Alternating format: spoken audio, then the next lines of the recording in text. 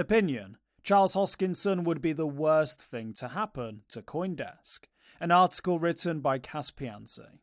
Cardano founder Charles Hoskinson recently went live on Twitter to discuss the bankruptcy of crypto exchange Genesis and how parent company Digital Currency Group may sell its media arm, CoinDesk. His expressed interest in buying the company has journalists nauseous. Hoskinson hadn't, quote, seen any books or financials, but estimated it would cost around $200 million to buy the crypto news outlet.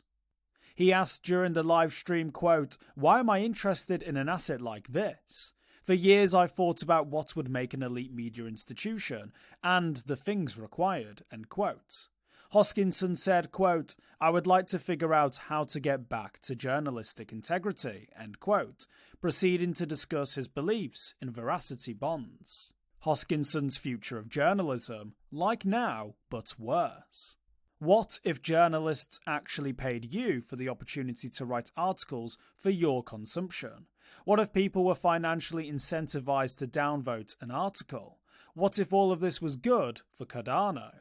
Welcome to Hoskinson's version of journalism, in which veracity bonds are meant to hold journalists accountable to the truth. He explained in the 12-minute live video on Twitter, quote, "When someone publishes something, the thing that they publish, they actually put money on the table," end quote. Quote, "If it turns out that the thing that they've written isn't true or is inaccurate, they actually can lose the money that they've bonded," end quote.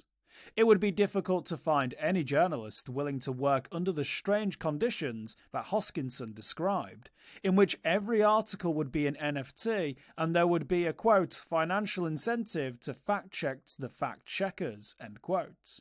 Indeed, it's difficult to uphold truth when it's determined by easily rigged online sentiment, one where those with the most money maintain the most influence, and one where those elite few own the news outlets anyway. The second half of Hoskinson's new business plan is to, quote, "give the top 100 blockchains a space to write whatever they want about their ecosystem," end quote. In case this needs explanation, that's not how the news works. This closely resembles a DIY public relations firm, rather than a truth-seeking organization. Can Hoskinson afford CoinDesk?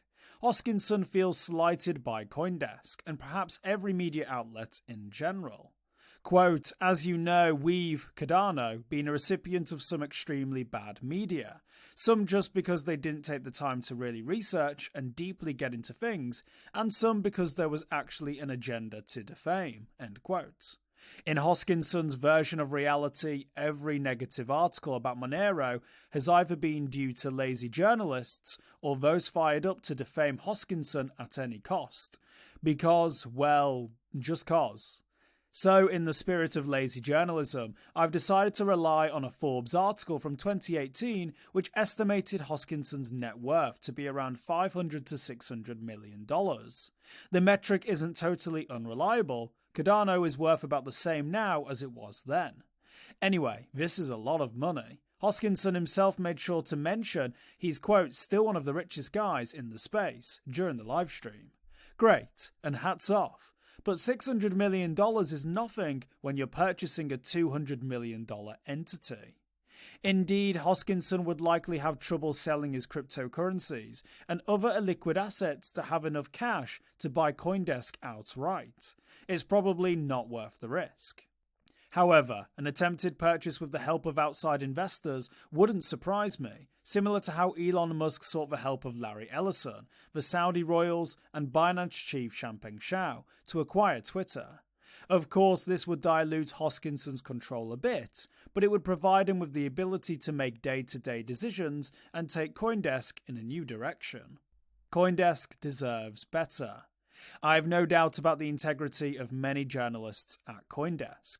They broke the FTX story and essentially caused the bankruptcy of Genesis to happen sooner rather than later. They're a talented group that deeply care about reporting the truth. It's a real shame some rich guy thinks he'd bring a better legacy to the outlet, because I assure you he's wrong.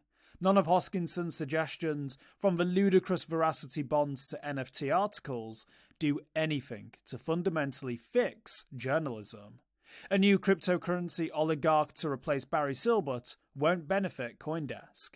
I spoke to numerous journalists and editors within and without the cryptocurrency industry about Hoskinson's dream of buying CoinDesk. There was a collective revulsion and a broad agreement that he doesn't know anything about journalism.